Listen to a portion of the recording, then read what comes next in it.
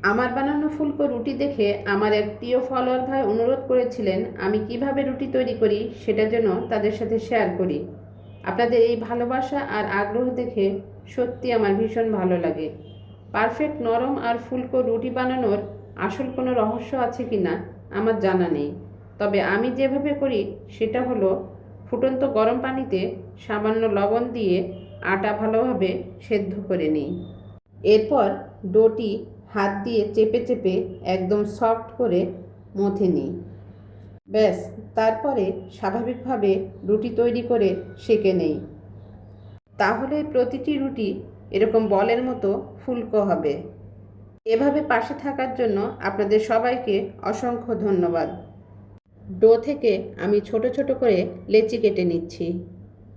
এভাবে লেচি কেটে ঢাকনা দিয়ে ঢেকে 10 মিনিট রাখবো। এটা ছিল আমার সকালের নাস্তা তৈরির ভিডিও। তাই পাশের চুলায় আলু পটল দিয়ে একটা ভাজি করে নিচ্ছি। এতে করে ফলোয়ার ভাইয়ের অনুরোধ রাখা হলো আর সেই সাথে আমার নাস্তা তৈরিও হয়ে গেল। ভাজিটা হতে হতে আমি এই পাশে রুটিগুলো তৈরি করে নিব।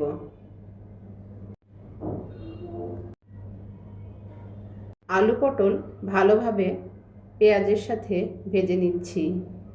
দিয়েছি লবণ আর পরিমাণ মতো হলুদ গুঁড়া। এ পর্যায়ে রুটিগুলো তৈরি করব। 10 মিনিট লেচিগুলো ঢেকে রেখেছিলাম, এজন্য রুটিগুলো বানাতে খুব সহজ হবে। সহজে রুটিগুলো বেলে নেওয়া যাবে। রুটি বেলে নিচ্ছি আর ভাবছি আজকে কি রুটিগুলো পারফেক্টভাবে ফোলাতে পারবো। যেহেতু অনুরোধে বানাচ্ছি তাই টেনশন কিন্তু একটু থেকেই যায়। অনেক সময় দেখা যায় কোনো কিছু দেখাতে গেলে বা শেখাতে গেলে সেই কাজটা পারফেক্টভাবে করা যায় না। আমার ক্ষেত্রেও সেটাই হবে কি না ভাবছি।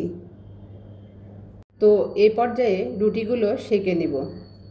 আমার যে তাওয়াগুলো আছে কেন যেন মনে হয় এই তাওয়াতে রুটিগুলো সুন্দর ফোলে।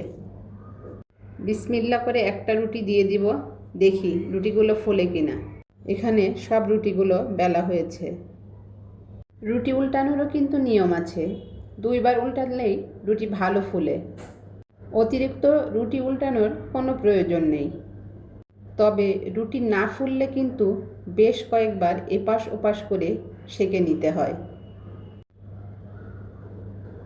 প্রথম রুটিটা সব সময়ই কিন্তু খুব একটা ফোলে না, কারণ ততক্ষণে তাওয়াটা একটু কম গরম থাকে।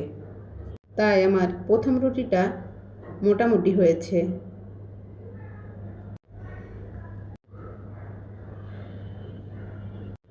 এ পর্যায়ে আমি আমার দ্বিতীয় রুটিটা সেঁকে নেব।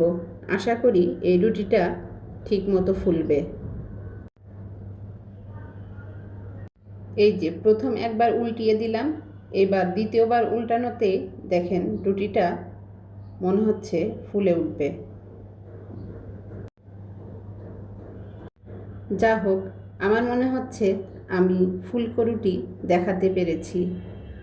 যে কোনো কাজ সফলভাবে করতে পারলে বেশ ভালো লাগে, কাজে আরও আগ্রহ পাওয়া যায়। আমার তৃতীয় রুটিটাও কিন্তু দারুণভাবে ফুলেছে।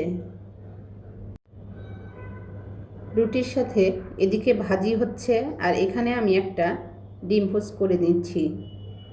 রুটি, ভাজি আর ডিম পোস্ট আমার কিন্তু ভীষণ পছন্দ। সাথে নিয়েছি একটা পাকা কলা। এই রেসিপি যদি কাজে আসে আমার ফলোয়ার ভাই, আপনি আমাকে অবশ্যই কমেন্টস করে জানাবেন।